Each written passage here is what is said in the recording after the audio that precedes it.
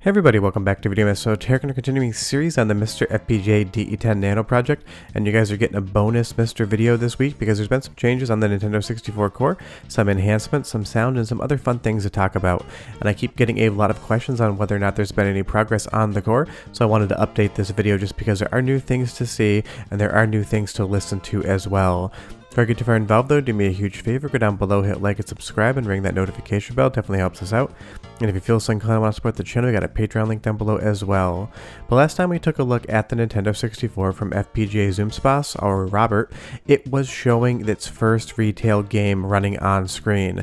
He released a core, it had some odd colors, and later that day he updated it to have the colors more accurately represent what Namco collection would have been on the Nintendo 64.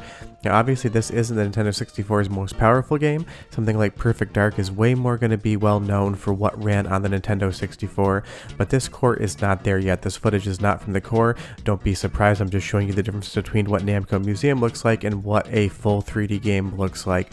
But with the newest updates, other things are starting to slightly work. Now you're not going to be playing a second game, but you are going to be seeing more results on this screen. If we go over to Donald Duck Going Quackers, and again big thanks to Andy D for grabbing some captures for me, you will see that it will load the ROM up. You'll see the Ubisoft splash screen, Disney Interactive, and now we actually get into the main title screen. If you hit start, it's going to do that dissolve wipe, and then from here it doesn't have anything else to execute because that is not baked into the silicon yet as far as the FPGA code is concerned. But Robert's been updating everybody on his Twitter with the work on the RSV or reality signal processor for the Nintendo 64, what he has added to MiSTer, and the fact that his code so far is passing 100% of the tests. There are different test ROMs available for the Nintendo 64 where you could actually check real hardware, and those are equally as important for something like MiSTer FPGA, because if he's trying to get the hardware to work on FPGA code the same way it would work on actual hardware, these tests are really useful to see how that is going. It's a big bunch of numbers, they don't really mean anything to most people, but what this is showing is 19 out of 19 tests passed for some of the code that he is adding in to the core. And that is how you end up actually seeing things on screen, being able to play games, and hearing what's going on MiSTer. It's stuff like this that gives you those introductory screens. He's done a lot of work on the RSP, and that goes to both displaying certain things on screen as well as decoding certain audio. And I'm going to be having a lot of audio examples for you guys in just a moment.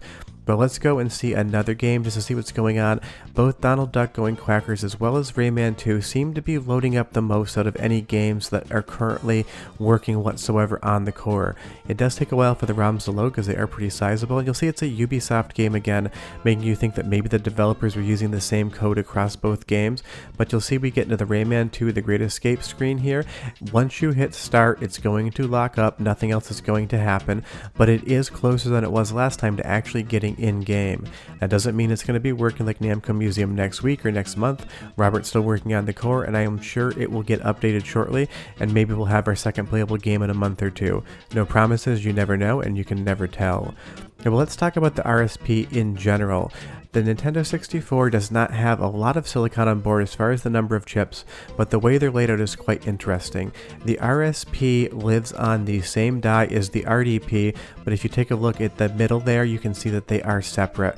And if we go over to the silicon scan here, the RSP is what Robert is currently coding. This handles a lot of different things in conjunction with the RDP, and you can see here it's got different vector units for doing math, memory access, I/O, and then it has the RAM bus controller on the side. But when we're talking about Robert doing new things with the RSP code on MiSTer, this is the physical chip that we're talking about. He is writing in FPGA code.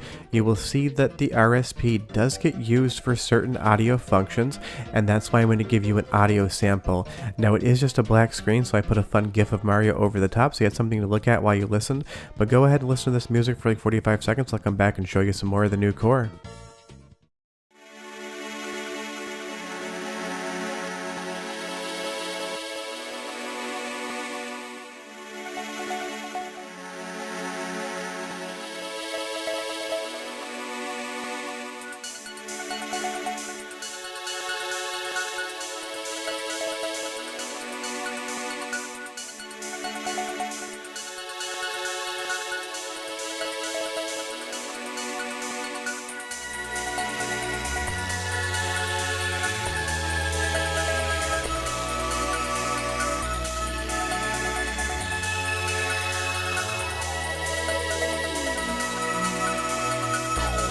So that is just audio running off one of the test ROMs, but it does sound really good. There might be a little static and crackling in there so far, but those test ROMs or other sort of fan-made things before were not really doing much whatsoever outside of what I showed you. But you will see that the RSP also handles a lot of the graphics, the lighting calculations, shading, things such as that, and that's why with some of this code, things are starting to display on screen. They might not always be perfect, but something like Namco Museum doesn't even really touch a lot of the silicon in the Nintendo 64. But because the audio is so new and it is so good, I'm going to go ahead and let you listen for another 45 seconds and I'll come back, talk about more of the improvements and what I hope to see next. But it is great audio. Never mind, these colors right here are all you're going to see because apparently this sound sample is from The Prodigy. I've never heard it before, but that is always the challenge of dealing with these things on YouTube. 15 seconds worth of audio and The Prodigy decides that everything I do belongs to them. It drives me nuts, but hey, what can you do? I'm going to let a little bit of it slip in here, but I know the next sound sample is good because it didn't ping, so enjoy some audio, and I will be right back.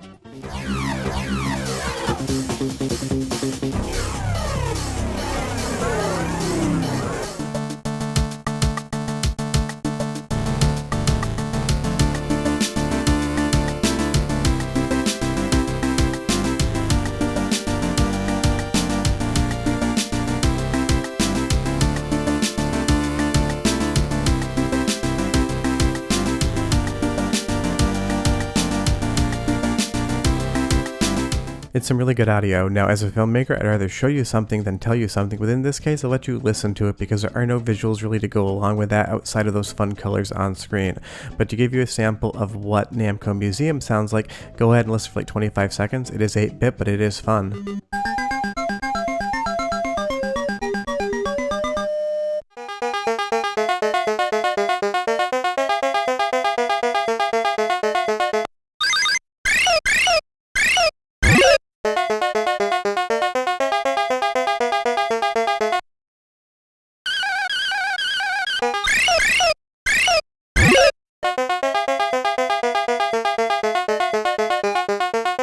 8-bit game just had a certain vibe going on back then, but it is great to see the progress on this, and I love updating you guys on it. If you have any questions or comments, leave them down below, but I would be wondering, again, what the first game you really want to play on the Nintendo 64 core is. For me, it's 100% Bomberman Hero, and hopefully soon we have a second playable game, but the reason the Namco Museum runs in the first place is, like I said earlier, it barely uses any of the hardware on the Nintendo 64. Something like Beetle Adventure Racing Game, amazing game, definitely played if you never have, are just not going to run on this core so far. That's not a strike against the core, it is still early days, but before you realize it, maybe by Christmas, maybe by spring, and maybe by next week, you never know with Robert, we might be playing the second game. But it's so much fun to follow these developments. We've gone from it basically displaying just static screens to being able to play the first retail game to now having a lot more audio in-game, and 2 games, Donald Duck Going Quackers and Rayman 2, getting into the title screen menu where it lets you start the game, but of course it does freeze there, and that's just because the code for the FPGA has not been implemented yet. But next time Robert makes a fun change and I can show or let you listen to more stuff, I definitely will. Sure, that it's been a bonus episode. Hope you guys are having a great weekend, and I'll see you next time. Bye bye.